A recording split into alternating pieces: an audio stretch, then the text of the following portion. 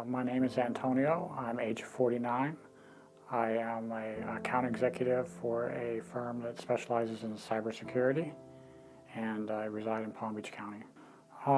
My major addiction was alcohol, although I have done other drugs. First time I experimented with alcohol or drugs was about age 12 when I smoked marijuana for the first time. And age 14, roughly, the first time I experienced alcohol. I experienced a couple of DUIs, one where I was in a blackout and totaled my car and somebody else's car, waking up or coming to rather in a jail cell, not realizing what had happened.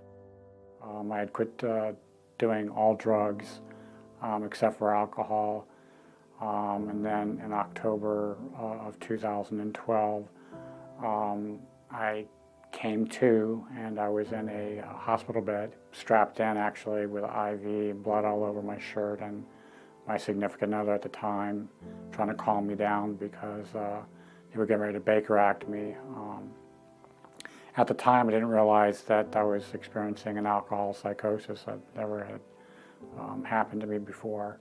And what I saw was my blood alcohol content was 3.45.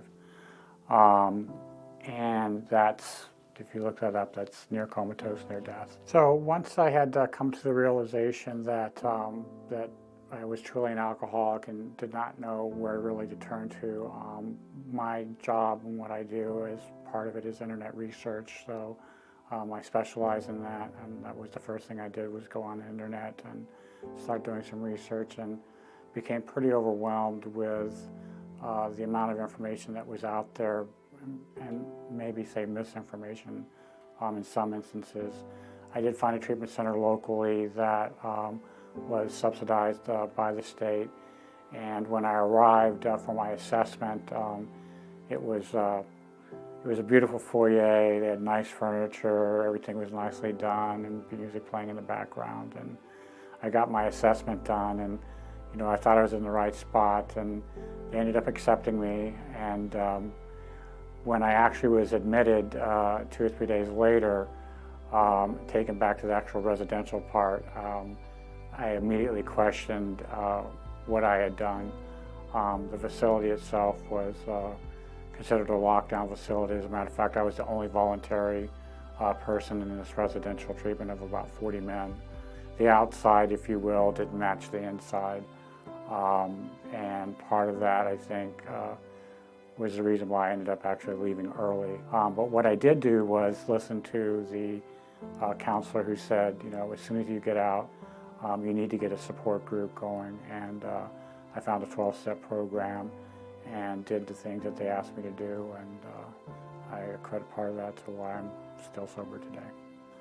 I think ARN is important because had it been in existence at the time of my need for treatment, I think that I might have had a better facility or better options. The fact that they would take the time to vet not only the treatment center, but have an understanding of my particular needs and to be able to match that. The focus I found on a lot of the treatment centers were more along the lines of how much money can I get out of you, rather than truly if I was a fit for that particular treatment center. There isn't a one-size-fits-all program. The benefit, I believe, of ARN is their ability to match my needs to a particular treatment center. My advice to the person out there who is still suffering from untreated addiction is to try to seek help as quickly as possible. There are resources out there today that can help you understand the underlying issues of your addiction, give you the proper program to allow you to work through those issues, and then also too, with follow-up, allow you an opportunity to maintain your sobriety. I believe that a resource like ARN would meet those needs.